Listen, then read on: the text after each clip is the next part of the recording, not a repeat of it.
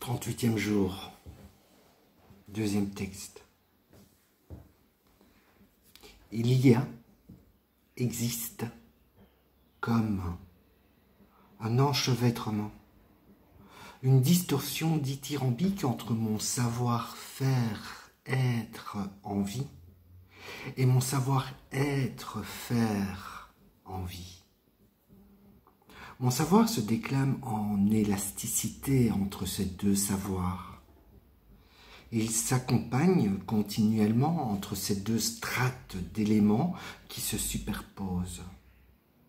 Il se réclame pourtant d'un laisser-passer, laisser-faire gratuit qui se dégage par sa liberté de choix, d'entrer ou pas dans la logique illogique du pass sanitaire, de ce passe-droit que l'on nous octroie toutefois dans la liberté de choisir si l'on veut ou pas se faire vacciner.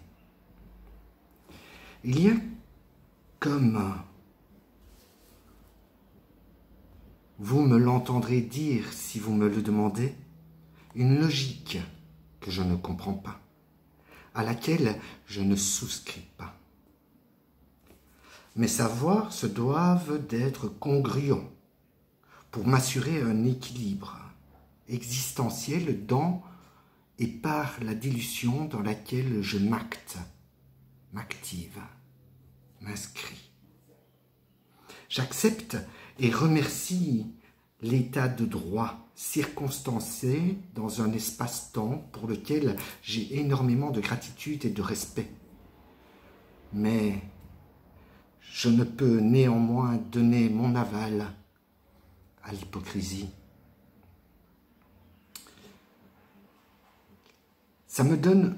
Qui me donne le droit de choisir, et si je ne choisis pas le bon choix, je m'inflige des restrictions liberticides.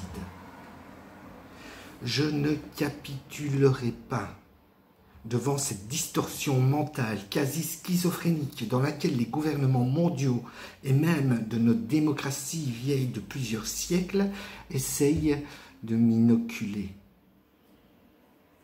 Je ne suis pas anti-vax. Je ne suis plus révolutionnaire, juste redevenu un simple révolté protégeant sa liberté de choix. La seule et l'unique, sans pour autant me contredire s'il s'agissait de respecter une obligation, une loi, fût-elle unique et en contradiction avec mes valeurs personnelles. C'est ça aussi, entrer en dilution.